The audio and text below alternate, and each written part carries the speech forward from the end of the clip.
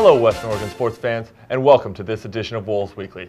Joining me in studio today, head softball coach Pam Knox. Pam, how are you doing? I'm doing great. You have to be feeling pretty good after a good series win up against Central Washington last weekend.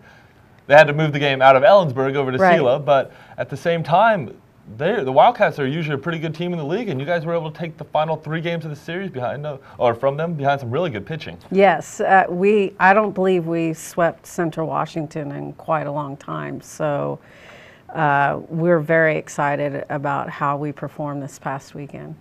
Well, let's talk a little bit about the reigning GNAC Pitcher of the Week, Hannah Pomeroy. Yeah. She was able to win Game 2 of the series and then come back in Game 4 and Game 4 is always such a big one too. I'm sure even though you guys are going up 2-1, because that's the difference between going 2-2 and 3-1. Right. We were really pushing to get that sweep. We wanted that sweep, and Hannah just stepped up and pitched a fabulous game. Well, tell me just a little bit about that one, because I know besides her just overall numbers, 2 complete games from her and stuff like that, baseball and softball I know are a little different. In baseball, you'll only see somebody the pitchers only see them one time in a whole series, maybe a total of 3 at-bats. In softball, you're throwing them twice. I mean, those girls on the other team, those women are getting a chance to see somebody for 8 at-bats. It has to be a tough thing to do to Right. We switched it up. Coach Stone made a great recommendation, and we were going to start her on Game 1 on Sunday, but we opted to throw Miranda first, so it took longer for them to see Hannah. So Hannah actually pitched a little bit of a different game on Sunday, so she used a lot of change-ups, and her ball was moving tremendously on Sunday. She was a hard pitcher to hit on Sunday.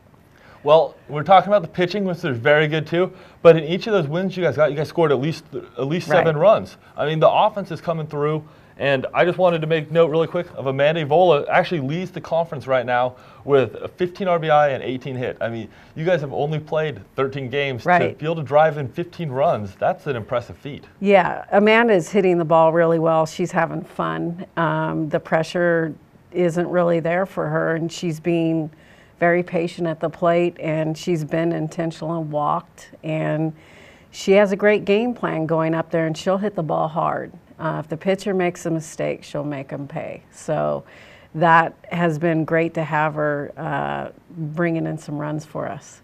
And as always, I mean, back from the days of Tyler Sutherland, now to Andrea Bailey, it feels like that shortstop is always at the leadoff hitter and always seems to be scoring quite a few runs. Andrea Bailey's getting on base, whether she gets hit by a pitch or walk or an error or a hit or a home run.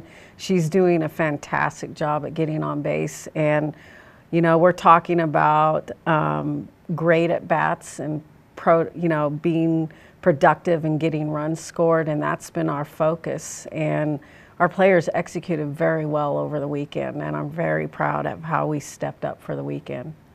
It was pretty impressive. I think that the big one, you guys go to extra innings, and something that's unique in softball that people maybe don't get exposed about. When you go, I believe it's starting in the 10th inning, correct? Right. Where you place that runner on second base to start the inning, and that's all about execution. And to see that opportunity, so runner at second base, which is actually Andrea Bailey with no out, and you guys able to push 4 runs across the plate. That's a pretty impressive one to take a little stranglehold in that. Right. We were just trying to get 1 run across the plate, and Lexi laid down a fantastic bunt to where it ended up being a bunt for a base hit.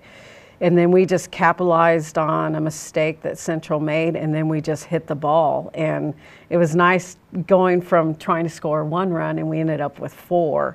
And, that was our momentum right there, and we knew that we were going to finish that game. Well, fantastic. Well, we're going to have a chance to come back and talk a little bit on the preview edition, but basically we're looking forward to the home opener this weekend. Finally we're home. You guys will host Northwest Nazarene, and that'll be on Friday, March 2nd, and on Saturday, March 3rd. Both those ones will be doubleheaders. So we'll get a chance to kind of preview them and hear a little bit more about the team on the preview edition of Wolves Weekly. We just want to say thanks for joining me in the studio, and thank you all for watching this edition of Wolves Weekly.